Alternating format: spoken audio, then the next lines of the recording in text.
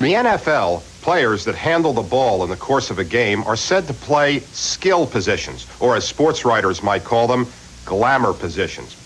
But there's one group of players who handle the ball more than anyone else, yet their job is anything but glamorous. These men are offensive centers. Pro football's men in the middle. I've always said that an offensive lineman, a center, if somebody from outer space came down and said, "What do you do for a living?" You say, "Well, I stand in front of millions and millions of people and get my head knocked between my legs." If Rodney Dangerfield played in the NFL, he'd probably play center. There just ain't no respect for the men in the middle. Only a lot of pushing and shoving amidst the tangle of moving bodies.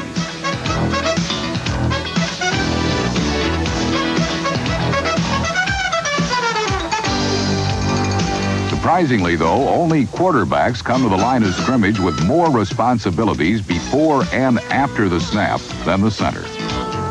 Well, you first have to recognize the defense, understand your blocking assignment and the guards, what they're supposed to be doing, and then make the calls if they're necessary to change a blocking assignment that may be more advantageous for the offense. Now, I got to take this thing and get it up between my legs, okay, to a quarterback with a guy about that far away from my nose who's firing straight out into me as soon as he sees the ball move. I got to get the ball up and then execute a block. He has got to take the nose tackle man to man and has no help at all on certain types of pass protection schemes. He's got to be able to snap the football and be able to handle a man on his nose, man on man. In the modern scheme of things, it is this one-on-one confrontation that determines a center's worth.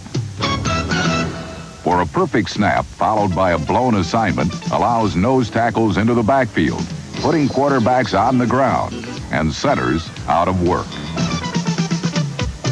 He's crowding the ball. He's swapping paint almost. It's helmet to helmet, and so it's a very physical position. 4 quarters of headbanging in an area no larger than a broom closet can result in some unusual side effects.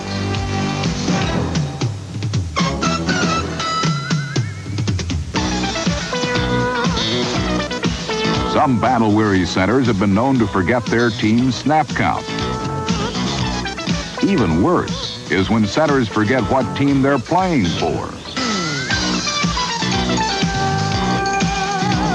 LA Rams center Doug Smith speaks for all his counterparts in identifying the center's objectives, where the goal is to neutralize the nose tackle rather than dominate him. If I can get my hands on him, that's the first thing. And then technique-wise, my footwork.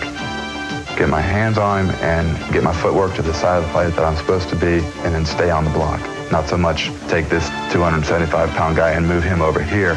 Let's stay on the block and let one of our running backs do his job and make the cut.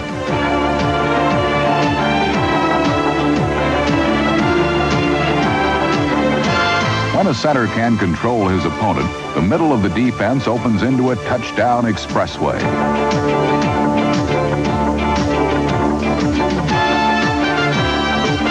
But the act of controlling a nose tackle is more a matter of technique than brawn.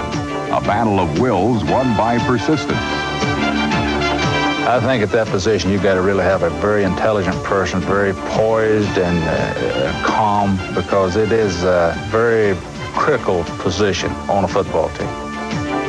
When a center screws up, it's for all the world to see. When he quietly does his job, offenses roll on to touchdowns.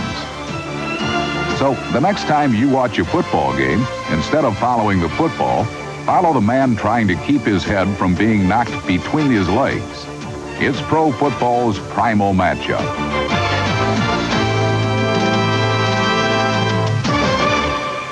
During the 1970s, the Pittsburgh Steelers